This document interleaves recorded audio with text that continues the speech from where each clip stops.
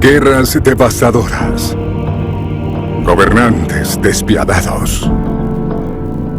Persiguiendo el poder por siglos. Cuando Rusia toma las armas, al mundo solo le queda esperar.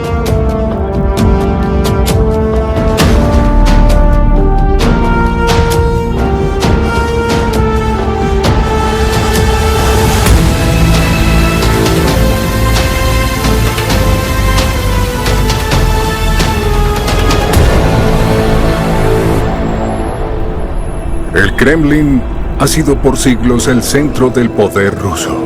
En el magnífico Salón de San Jorge se celebró una recepción en honor de los veteranos de guerra. Sirvieron bajo el mando de Stalin y aún lloraban la pérdida de su imperio. Al igual que su líder, Vladimir Putin. Retrocediendo en el tiempo, al año 2000, Putin sorprendió a la nación. Quería reintroducir el himno nacional de Stalin de 1944. Según Putin, el antiguo himno nacional de la Unión Soviética reconciliaría el pasado y el presente. Ya en el año 2000 pensaba que la Unión Soviética probablemente volvería de alguna manera. Fue una verdadera sorpresa. Los invitados no sabían qué pensar. La melodía era conocida, pero la letra era nueva. Ahora se trata del amor a la patria, no como en tiempos de Stalin, del amor al partido. En el siglo XX, Stalin era el gobernante más exitoso de todos. Y por eso, sí, Putin admira eso de él. ¿Era solo simbolismo? ¿O Putin se veía a sí mismo como el sucesor de Stalin? ¿Estaba planeando la resurrección del Imperio Soviético? Colapso, 1989-1991.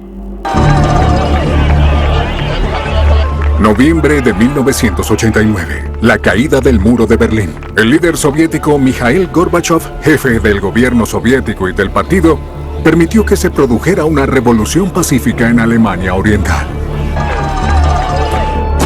Más de 500,000 de soldados rusos estaban apostados en la República Democrática Alemana. Permanecieron en sus cuarteles.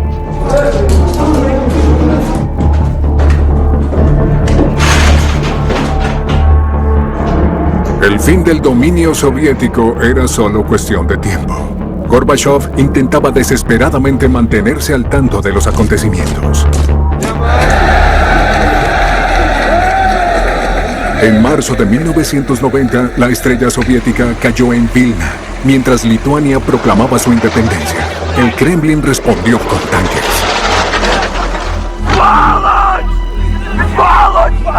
Fue la última vez que los soviéticos usaron la fuerza. Murieron 14 lituanos y más de 700 resultaron heridos.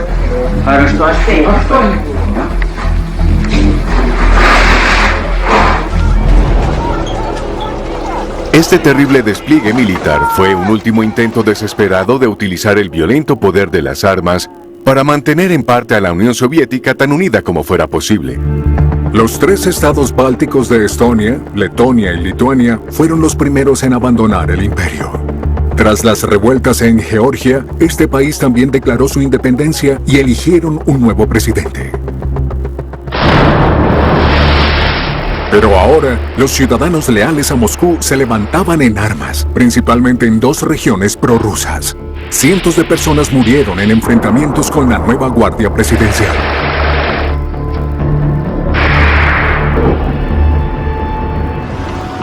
Agosto de 1991. Golpe de Estado contra Gorbachev para impedir la adopción de un nuevo tratado de la Unión.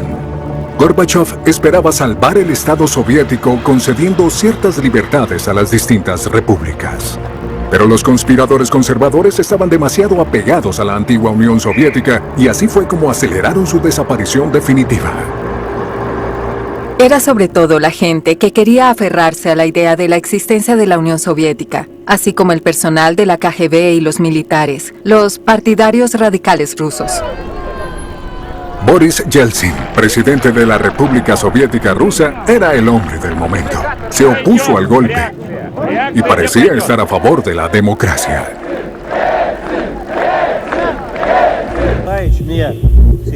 Mikhail Gorbachev dimitió. Yeltsin no atacó porque Gorbachev no quería renunciar a la Unión Soviética. Para Yeltsin eso ya había quedado atrás. Disolvió el Partido Comunista y luego el propio Estado soviético. La bandera roja había desaparecido. Después de los 3 estados bálticos, otras 11 repúblicas soviéticas declararon su independencia. La Unión Soviética se redujo a la Federación Rusa.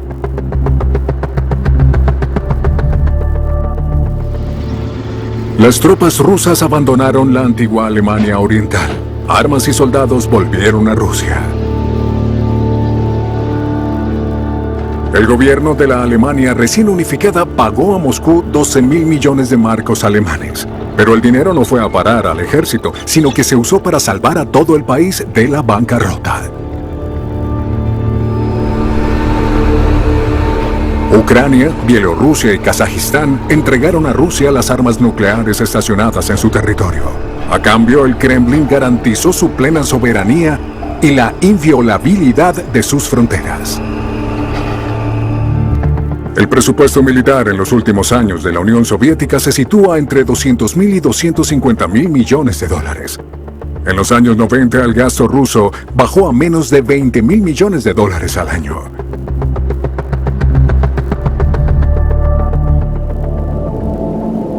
La euforia por Yeltsin y las nuevas libertades no duraron mucho. La economía había caído. Los rusos asociaban la democracia con crisis y decadencia. La guerra de Yeltsin, 1994. Durante siglos, el Cáucaso, con su mezcla étnica y religiosa, había sido un foco de agitación política. Georgia era ahora independiente. Moscú estaba decidido a mantener Chechenia, en el norte del Cáucaso, dentro de la Federación Rusa. En diciembre de 1994, el ejército ruso entró en Chechenia. Estaban allí para luchar contra los separatistas que habían declarado la independencia. Pero ¿por qué Yeltsin desató esta guerra y por qué ahora? El poderoso servicio de seguridad desempeñó un papel importante. La primera guerra de Chechenia la organizó la KGB y el Servicio de Seguridad. Esta gente pensaba que Rusia no debía desarrollarse de forma democrática, debía involucrarse en una provocación política. La guerra se salió de control. Las tropas estaban desmotivadas, sus armas eran obsoletas. Yeltsin enfrentaba críticas masivas. La culpa de la guerra en el 94 recayó en Yeltsin, porque fue innecesaria. Él dijo, pueden tener toda la independencia que quieran. Y entonces ellos creyeron que estaban bien, que querían independizarse como habían deseado durante toda la historia de Rusia. Y él se retractó. Oh, no lo digo en serio para ustedes. Cientos de soldados fueron hechos prisioneros. Pasaron meses antes de que se reunieran con sus madres. La mayoría eran menores de 20 años. Algunos acababan de ser desplegados desde Alemania del Este. Las tropas en Chechenia eran principalmente reclutas y unidades de élite. El elevado número de reclutas que murieron le causó a Yeltsin problemas políticos en su país. Miles de soldados murieron en ambos bandos. Interrogué a un chico joven. Por cierto, era bastante inteligente y también culto. Solo le hice una pregunta. ¿Por qué fuiste a luchar? Me respondió, odio esta guerra y no quiero pelear. Lo hago porque mis compañeros están luchando. Recuerdo algunas películas sobre la Segunda Guerra Mundial en las que toda la clase iba y peleaba en nombre de su nación. Litvinenko fue oficial del ejército en Chechenia. Más tarde se convertiría en oficial de carrera de la KGB. En 1995, muchas víctimas de la guerra de Chechenia acabaron en fosas comunes. Los separatistas hablaban de un genocidio contra la población civil. El resultado fue terrorismo islamista en Rusia. En vísperas de las elecciones presidenciales de 1995, Yeltsin acordó un alto al fuego. Las tropas rusas se retiraron dejando tras de sí tierra quemada. Yeltsin era extremadamente impopular. Los demócratas dejaron de apoyarlo. En realidad, Yeltsin debería ser investigado por los crímenes de guerra cometidos por el ejército ruso. Para sorpresa de muchos, Yeltsin fue reelegido. Pero había perdido la guerra de Chechenia y no avanzaba en nada con Occidente.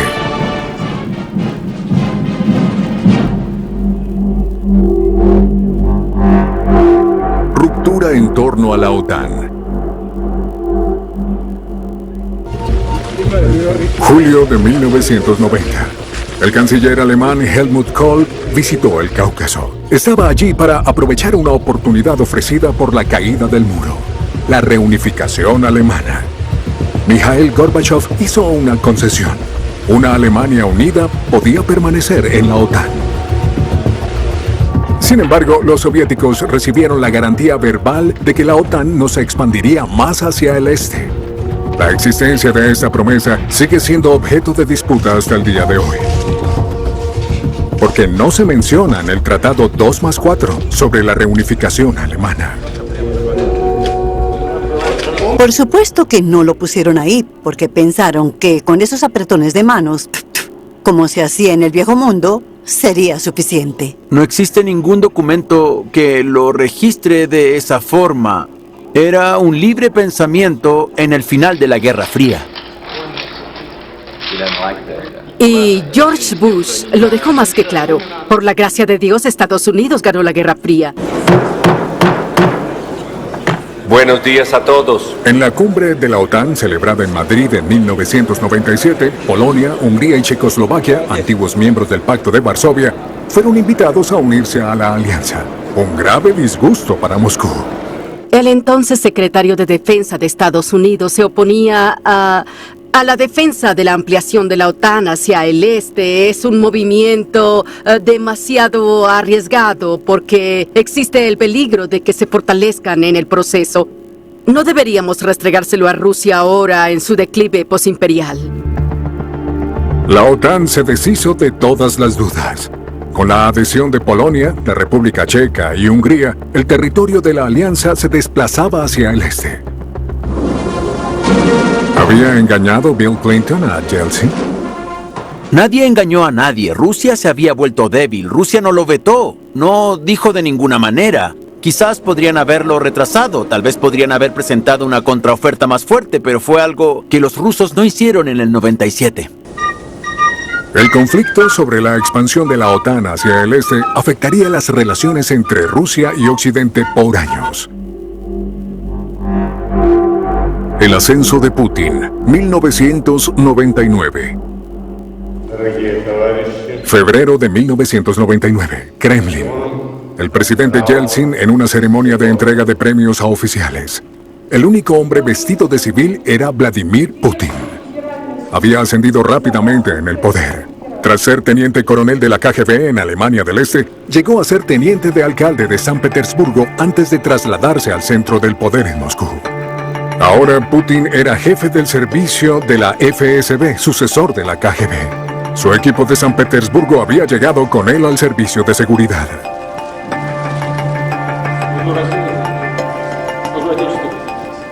Comprendí muy bien quién tenía control del servicio de seguridad. Era Putin y sus amigos. Dirigían el país. Me di cuenta de que no podíamos guardar silencio. Así que mis amigos y yo convocamos una rueda de prensa para que así todo el mundo lo conociera. Litvinenko y otros acusaron en público a sus jefes, el FSB, y por tanto a Putin, de ordenar asesinatos políticos.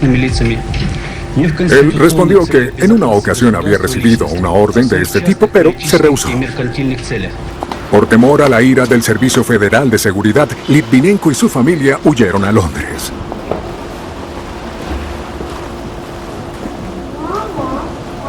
Las entrevistas que grabó allí en 2001 y 2002 ofrecen una visión única de la carrera de Putin, de alguien que lo conoció y trabajó con él.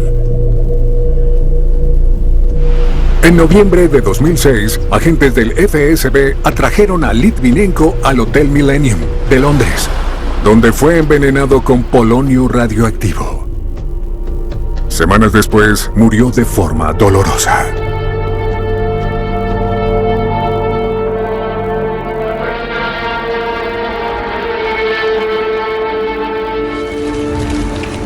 Poco antes de la muerte de Litvinenko, fue asesinada en Moscú la periodista Ana Politkovskaya, quien había criticado duramente a Putin en repetidas ocasiones.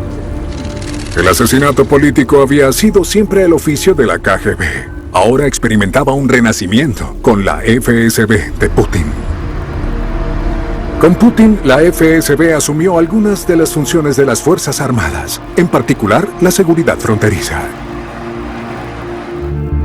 Durante el gobierno de Yeltsin, el ejército se redujo de 5 millones a 1,7 millones.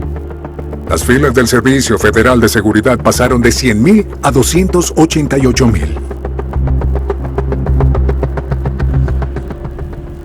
El ejército ruso era solo parcialmente operativo. Había muy poco dinero para desarrollar nuevos sistemas de armas, y Yeltsin no había aprendido ninguna lección del desastre militar de Chechenia.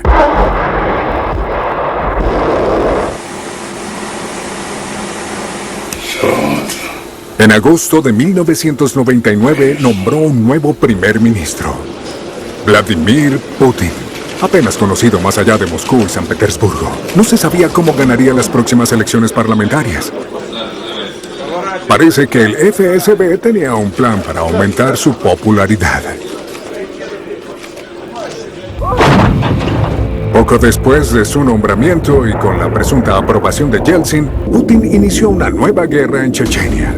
Rusia había roto el alto al fuego de 1996.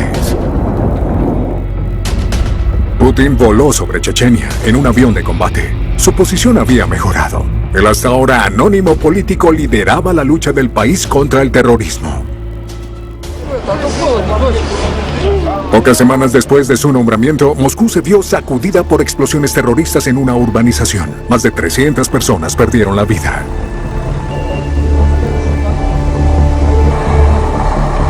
Putin culpó de inmediato a los terroristas chechenos. Era su oportunidad para ascender en el poder. Ha sido el primer gran atentado terrorista en Rusia y todo el mundo estaba asustado. Todo el mundo esperaba que se derrumbaran más y más edificios sobre la gente. Y el 23 de septiembre, una milicia local encontró un artefacto explosivo en un edificio de apartamentos en Ryazan. La noche anterior, los vecinos de la zona habían visto a unos desconocidos arrastrando sacos al interior del edificio. La policía realizó 3 arrestos. Al parecer se trataba de agentes del FSB. En el sótano del edificio, la policía halló sacos con explosivos y una espoleta de proximidad. 2 días después, Moscú le da al público una explicación muy diferente a los hechos. Se trataba de una supuesta prueba de seguridad y los sacos solo contenían azúcar. El FSB estaba dispuesto a hacer volar por los aires a ciudadanos rusos para pulir la imagen de Putin como antiterrorista. Lo de Ryazan no fue un entrenamiento, sino un intento de cometer un acto terrorista. Los atraparon en el acto. El Servicio de Seguridad es una organización terrorista. Supongo que fue el Servicio Federal de Seguridad. No me extrañaría en lo absoluto. No me parecería raro que Putin sacrificara a su propio pueblo para justificar una guerra y estabilizar su propia posición en el país. No tengo dudas al respecto. Putin ordenó bombardeos sobre la capital chechena, Grozny. Dijo que perseguiría a los terroristas si era necesario, incluso hasta en el baño. Consiguió los titulares que quería. Las tropas rusas atacaban con mayor brutalidad, incluso a civiles.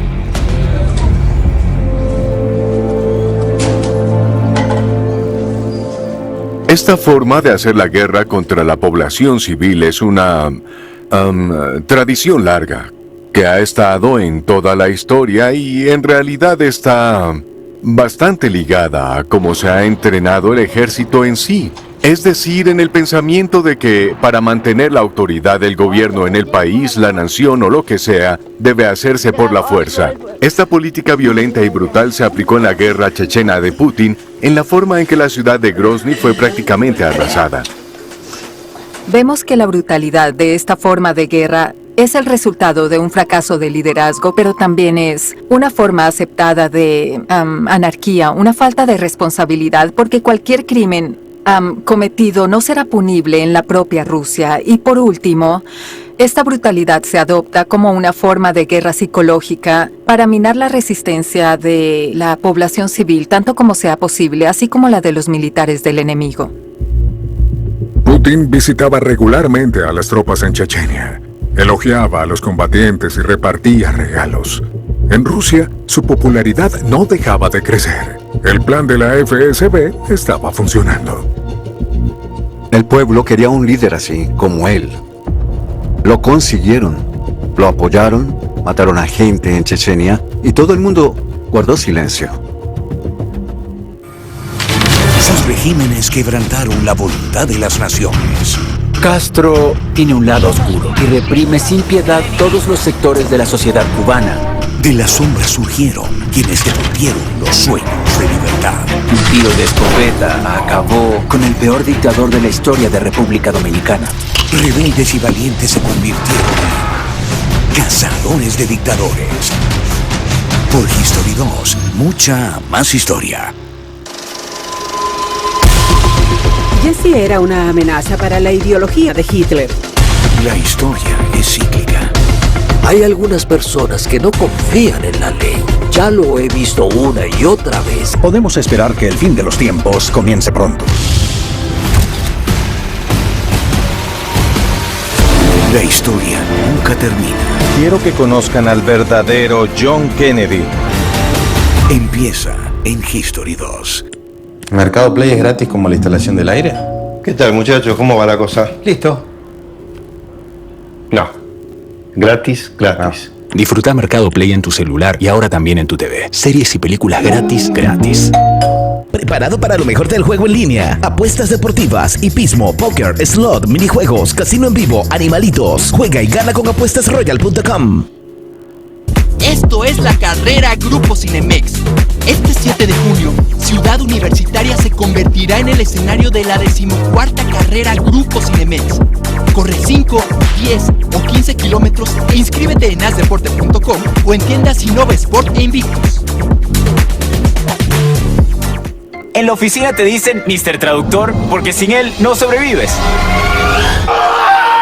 Es hora de liberarte. Aprende inglés y gana confianza con los profesores nativos de Open English. Aprovecha hoy el 40% de descuento en tu curso online. Es una oferta por tiempo limitado. Impulsa tu carrera. Start today en openenglish.com. Un nuevo zar, 2000. A finales de 1999, Yeltsin dimitió y nombró a Putin presidente interino. Con ello se apoderó de los códigos nucleares. Pero Putin no había logrado su objetivo. Aún debía ganar las elecciones presidenciales de marzo del 2000.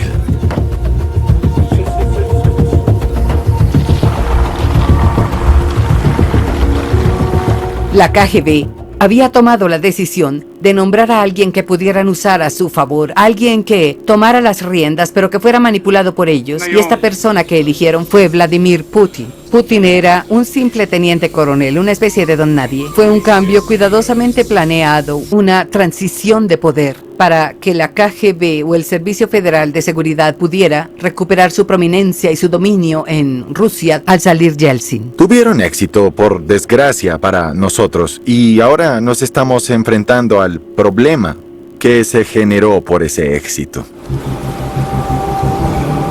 Recepción de los jefes de las Fuerzas Armadas en el Kremlin. Uno de los primeros actos oficiales de Putin. Prometió reforzar el ejército, darles más respeto y más dinero. El capital político de Rusia siempre ha dependido en el poder de sus fuerzas armadas. Esto fue importante durante el imperio del zar, en la Unión Soviética, en la Guerra Fría, y sigue siendo así. ¿Por qué sigue siendo importante Rusia en la actualidad? Desde luego, No por su cada vez más moribunda economía, por su ejército y por sus propias armas nucleares. Noche electoral, marzo del año 2000. Putin había ganado las elecciones presidenciales en primera vuelta.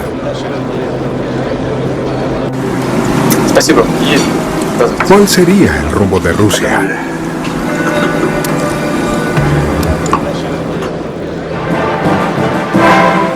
Ceremonia de investidura, extravagante, como cualquier cosa de la época de los Romanov. Nacía un nuevo zar. Entre los invitados y algo perdido estaba Mikhail Gorbachev. Putin canaliza muchas ideas y ambiciones de la dinastía Romanov. En muchos aspectos, es muy parecido a Nicolás I, que burló a Occidente aproximadamente durante 20 o 30 años y realmente abrazó internamente las ideas de ortodoxia, nacionalidad y del imperio. Así que toma lo que necesita, tanto del imperio Romanov como del imperio stalinista. Esta conexión con la tradición del imperio ruso anterior a 1917 fue otra forma de forzar al máximo la situación política. El colapso de toda la Unión Soviética fue el mayor desastre geopolítico que pudo haber ocurrido en el siglo XX. El joven presidente despertaba mucho entusiasmo. Parecía el comienzo de una nueva era.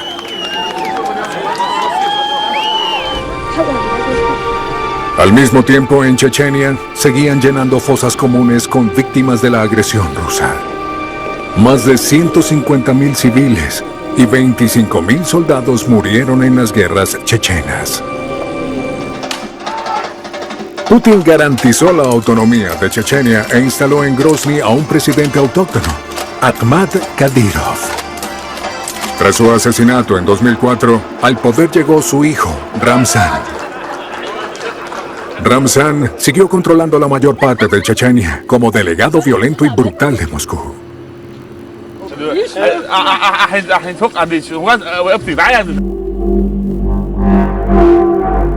El punto más bajo, 2000.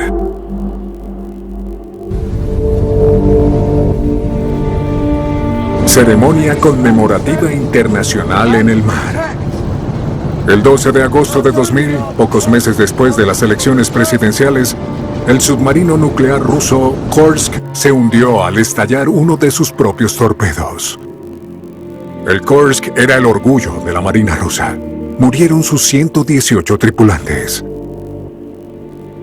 El Kursk se hundió a unos 100 metros de profundidad. Si lo hubieran puesto en posición vertical, habría salido por mucho a unos 60 metros del agua. Ese submarino medía 160 metros. Y los rusos no tuvieron la capacidad para liberar a sus propios marineros que estaban atrapados en su interior. Fue un desastre para la imagen de las Fuerzas Armadas rusas. Esposas y madres de la tripulación esperaron y esperaron el rescate. Pero Putin rechazó la ayuda extranjera. Solo se reunió con los desconsolados familiares 11 días después del accidente. La empatía por los que perecieron y por las familias que aún hoy lo siguen llorando no fue ni siquiera su punto fuerte. El silencio sobre los muertos es una tradición que se remonta a mucho tiempo atrás, al menos hasta la época soviética. Murmansk, base de la flota rusa del norte. Cerca, un cementerio para docenas de submarinos nucleares. Chatarra radioactiva. En los albores del nuevo siglo, la Marina rusa se encontraba en un estado desastroso. Eso es una metáfora del estado de las Fuerzas Armadas tras 2 décadas de fracaso en la modernización. Las reformas que se llevaron a cabo consistieron en recortes en los salarios de los soldados si es que les pagaban algo, y en equipos anticuados. Durante la primera década de la era de Putin, el gasto militar aumentó constantemente, de unos $10.000 millones en el año 2000 a más de 50.000 en 2009. Nuevas armas, como el misil de corto alcance Iskander, pondrían a las fuerzas rusas al nivel de las occidentales. Pero una parte significativa del presupuesto militar fue absorbida por la corrupción endémica.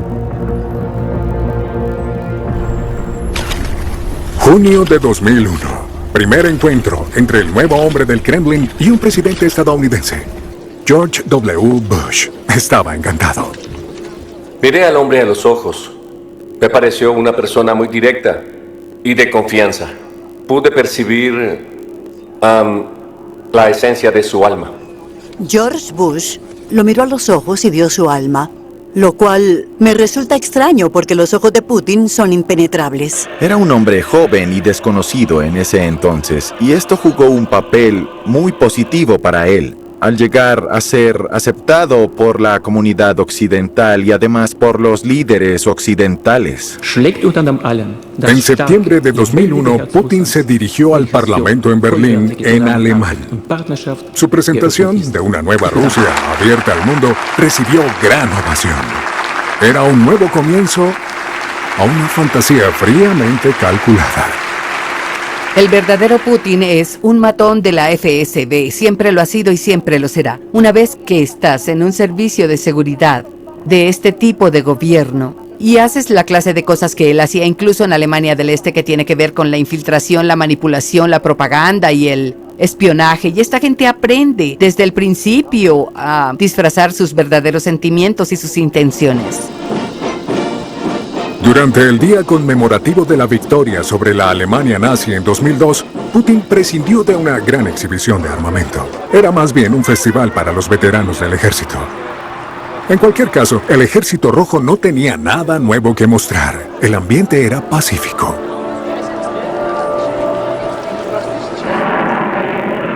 Un par de años después, Putin reveló las nuevas armas de Rusia en un espectáculo aéreo en Moscú.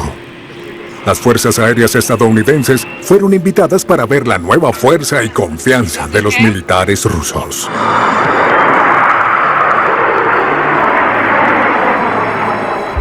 Putin volvía a armar a Rusia de forma masiva, incluyendo arsenal nuclear. La Revolución Naranja, 2004. El presidente de Ucrania, Leonid Kuchma, aliado de Putin, estaba llegando al final de su mandato. Dos hombres competían por su sucesión. El leal a Moscú, Viktor Yanukovych, y el candidato de la oposición, Viktor Yushchenko. Yushchenko se había distanciado de Moscú. Quería llevar a Ucrania hacia Occidente. Deseaba que su país entrara a la OTAN. Estonia, Letonia, Lituania, Bulgaria, Rumania, Eslovaquia y Eslovenia ya habían ingresado en la Organización del Tratado del Atlántico Norte. Desde el punto de vista de Rusia, debían impedir a toda costa la adhesión de Ucrania. Y eso incluía asesinato. Unos desconocidos intentaron envenenar al candidato pro-occidental Viktor Yushchenko. Los médicos de una clínica especializada de Viena le salvaron la vida. Malherido, volvió a la campaña en Kiev. Es evidente que detrás de este atentado estaban involucrados agentes rusos que escaparon a Rusia y los ucranianos que participaron también escaparon a Rusia, que por supuesto nuestro gobierno se negó a extraditarlos. Yushchenko ganó un fuerte voto de simpatía. Ganó las elecciones contra Yanukovych y contra Moscú.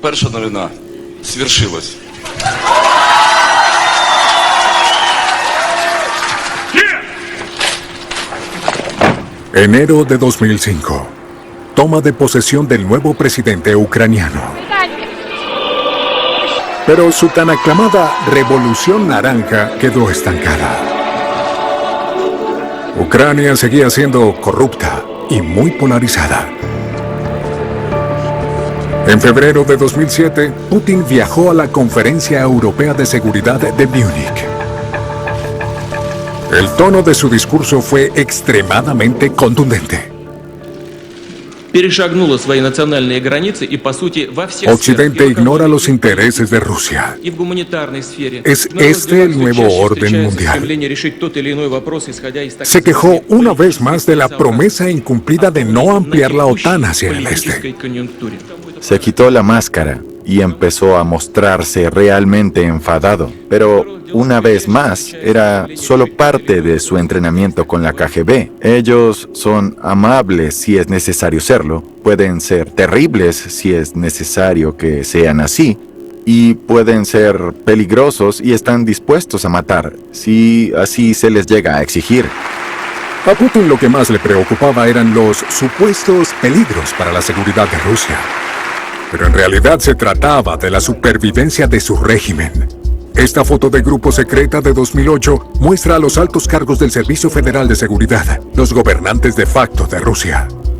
La seguridad en Rusia no se define como seguridad nacional, se refiere a la seguridad del régimen. La visión radica en esa seguridad del régimen, de Putin y de la gente que lo rodea y es fiel a él.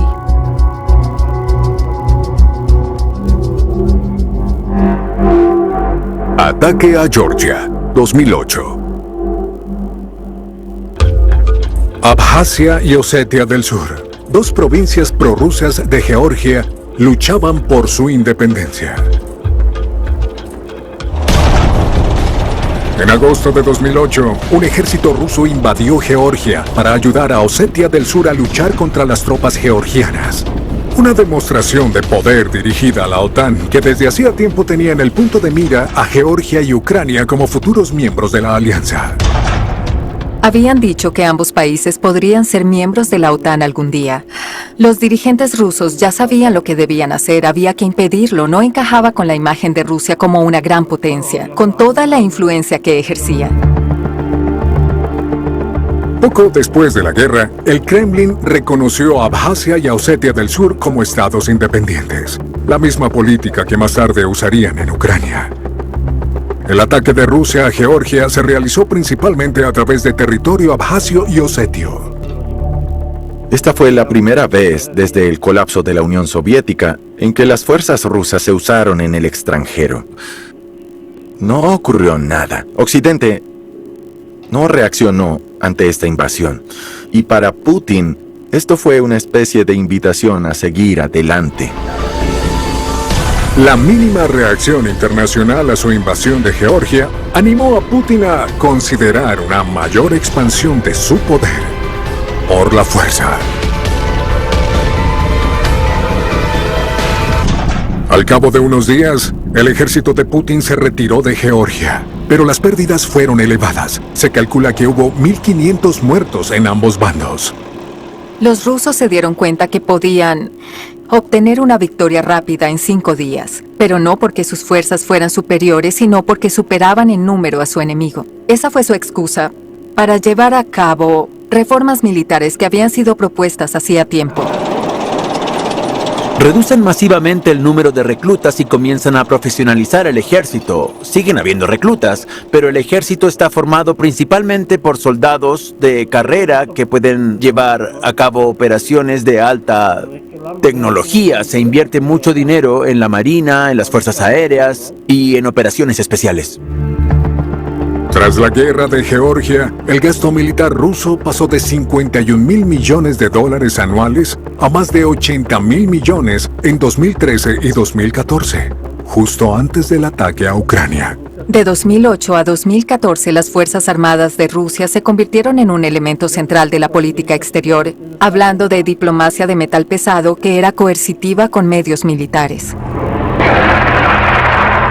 Rusia invirtió en artillería pesada. Un ejército moderno para los conflictos del siglo XXI.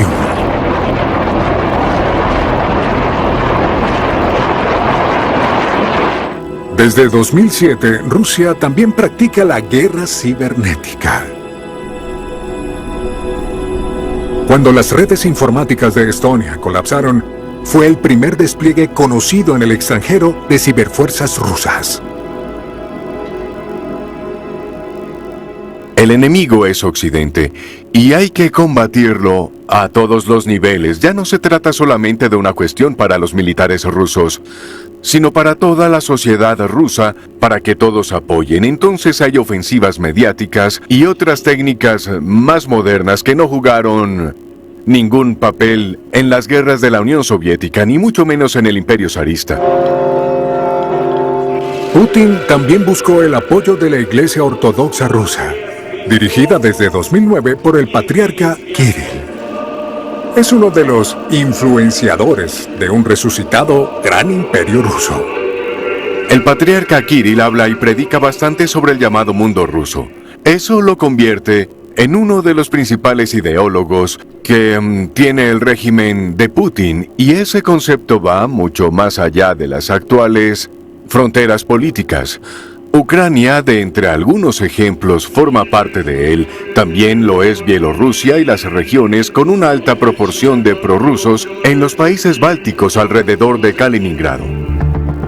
A partir de 2013, Putin comenzó a reclamar estos países como pertenecientes a la esfera de influencia de Rusia.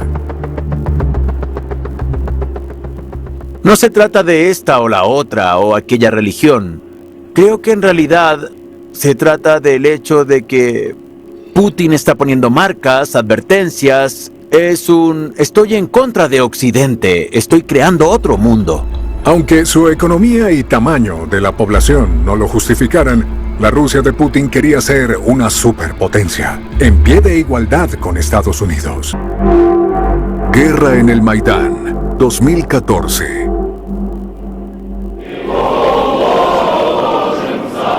Finales de noviembre de 2013, manifestaciones en la Maidán, plaza central de Kiev. La imagen política de Ucrania había cambiado, lejos de Moscú, hacia la Unión Europea y la OTAN. Pero Viktor Yushchenko había sido sustituido como presidente ucraniano por Viktor Yanukovych. Manipulado por el Kremlin, rechazó el acuerdo de cooperación de su predecesor con la Unión Europea. Yanukovych es perfecto porque está a favor de Moscú y en contra del acuerdo de asociación con la Unión Europea. El pueblo de Kiev y Ucrania quieren liberarse de Moscú. Saben que su país no es perfecto, tienen corrupción, pero quieren seguir su propio camino y crecer por cuenta propia. A medida que pasaban las semanas, las protestas en el Maidán aumentaban. Los jóvenes ocupaban la plaza día y noche como si anticiparan una batalla decisiva por el futuro de su país. Los dirigentes rusos consideran que se trata de una especie de complot o algo similar de la CIA, una conspiración de Occidente para rodear a Rusia con sus regímenes, con el objetivo final de forzar un cambio de régimen en el país. Nada menos que toda Rusia estaba en juego, y Putin no tenía ninguna duda al respecto. Y su discurso es: no creemos que Ucrania pertenezca a Occidente. No, Ucrania es Rusia. Ahora mismo se está sobrepasando un límite muy importante.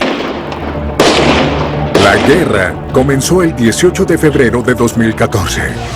Francotiradores de las fuerzas especiales ucranianas comenzaron a abatir a los manifestantes. Pero algunos de los insurgentes también estaban armados y devolvieron los disparos.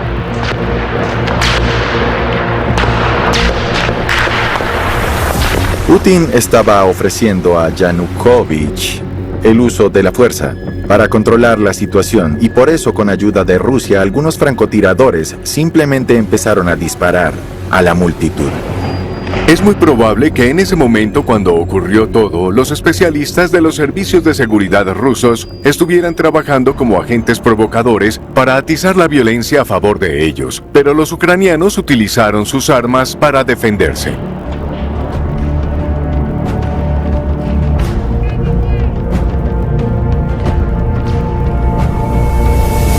Más de 80 personas murieron en la masacre del Maidán. Yanukovych convocó nuevas elecciones para desactivar el conflicto. Días después, se marchó a Rusia y fue relevado de su cargo. Inmediatamente y después del tiroteo en el Maidán, el ejército ruso ocupó Crimea, en Ucrania.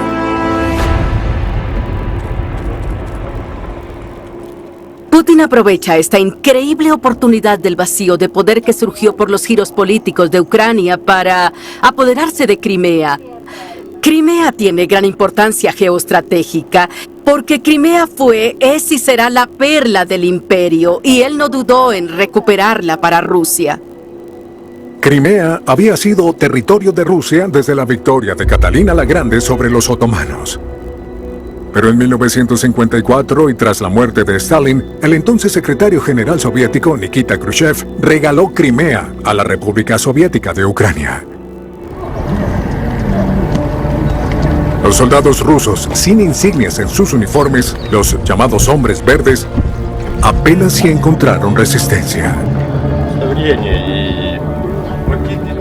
Realmente no hubo lucha por Crimea, porque incluso los ucranianos sabían que Crimea es territorio ruso. Es decir, solo se consideraba territorio ucraniano por equivocación. De todas formas, eso no altera el hecho de que en cuanto a derecho internacional esa fue una anexión ilegal. Crimea es una región que hace parte del territorio del Estado soberano de Ucrania. En la región ucraniana de Donbass, los separatistas prorrusos no tardaron en disparar contra soldados y milicianos ucranianos. Rusia provocó escaramuzas para ampliar el territorio en poder de los combatientes pro-Moscú.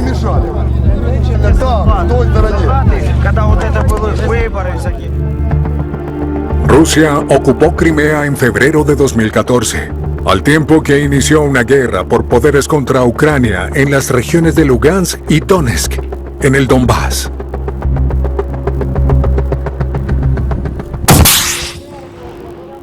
Antes de 2014, los ucranianos no tenían ejército conformado del todo. Los combates que tuvieron lugar en la primavera y el verano de 2014 en el Donbass fueron llevados a cabo principalmente por voluntarios que, en realidad, ya sabes, no sabían cómo luchar. Una vez más, la reacción internacional a la ocupación de Crimea y a la guerra en Donbass fue limitada. De nuevo, Occidente permitía a Putin creer que podía proseguir su política expansionista sin riesgo alguno. Al revisar los hechos, debió ser una respuesta más contundente. Dejar en claro que esta anexión tendría un precio mucho más elevado. Yo diría que si esas sanciones hubieran estado al nivel que vemos ahora, la invasión de febrero de 2022 no habría ocurrido. La única reacción occidental notable se produjo en el discurso del presidente Barack Obama en una conferencia en La Haya. Rusia es una potencia regional que amenaza a algunos de sus vecinos inmediatos. No desde la fuerza, sino la debilidad. La respuesta de Putin fue un gran desfile, repleto de material militar. Durante el ensayo nocturno, todo el armamento del ejército ruso cruzó la Plaza Roja, incluidos misiles balísticos.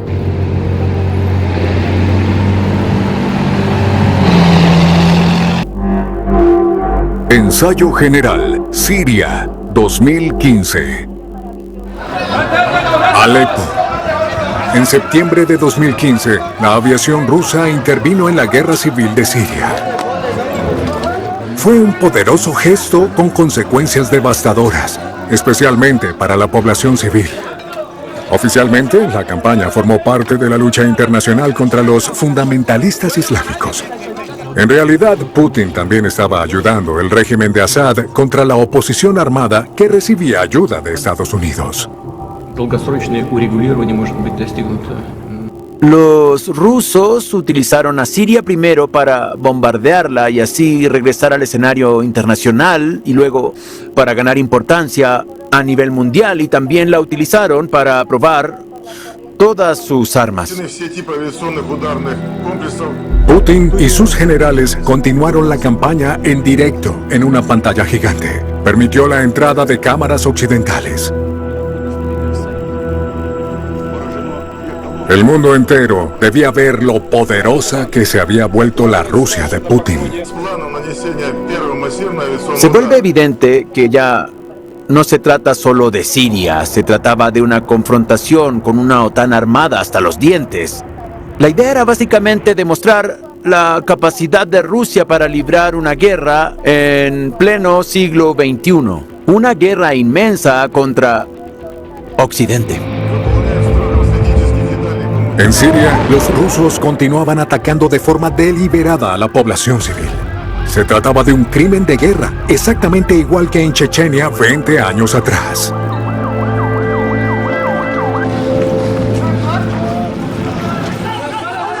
Si nos fijamos en Chechenia, en Georgia, si nos fijamos en Siria y también en Ucrania en 2014, la forma en que estos conflictos y ataques militares se llevaron a cabo con la mayor brutalidad, debió ser una señal para todos nosotros de que este no es un hombre con el que te sientes en una mesa de negociación, porque si es capaz de hacer estas cosas, no apoya los valores que nosotros defendemos. Las provocaciones aumentaron. Los sistemas de alerta temprana y control aerotransportado de la OTAN vigilaban más infracciones del espacio aéreo por parte de cazas rusos. Rusia estacionó nuevos misiles en Kaliningrado, directamente en las fronteras de la OTAN. El misil hipersónico ruso Avangard es un arma para la que supuestamente no hay defensa. Una gran confrontación parecía inevitable. Putin buscó el apoyo divino. En junio de 2020 consagró una nueva catedral dedicada a los militares rusos. Cerca a Moscú hay una catedral del ejército ruso con un registro histórico ilustrado, el cual relaciona las guerras pasadas, incluidas las que sucedieron antes de 1917, con las tareas o misiones que aguardan a los militares del futuro, es decir, hay espacios vacíos para conmemoraciones de todas las batallas que se harán en el futuro. La Iglesia da glamour a la guerra y glorifica los crímenes, como las sangrientas purgas hechas por Stalin que se cobraron la vida de millones de rusos. Putin, su ministro de Defensa y el patriarca Kirill asistieron a la consagración. La construcción costó más de 75 millones de euros.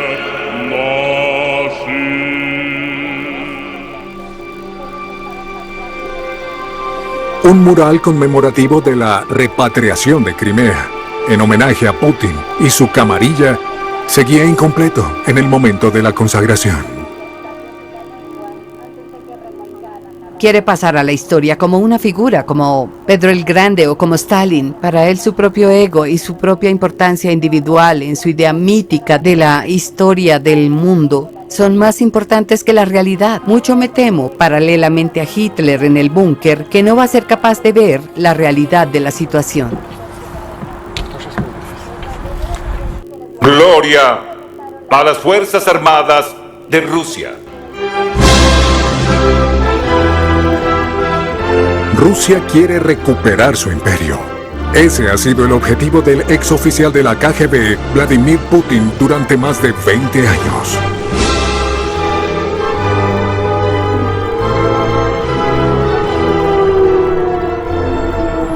Kiev, 24 de febrero de 2022. Sirenas de ataque aéreo. Rusia ataca a Ucrania en una invasión a gran escala. La gente intenta encontrar un lugar seguro. Había caos en las carreteras y en las calles. Putin lo llamó una operación militar especial para la liberación de Ucrania y amenazó a Occidente. Se los estamos advirtiendo, cualquiera que intente detenernos o amenace de alguna u otra forma a nuestro país, debe saber que la respuesta de Rusia será implacable, más que contundente, y tendrá consecuencias del tipo que el mundo nunca ha visto ni desearía ver alguna vez. Esta guerra no es por Ucrania, es su principal batalla para así controlar al mundo. Era la tercera guerra de Putin, con graves pérdidas rusas desde el primer día. Pero en las guerras de Rusia, las bajas nunca han importado.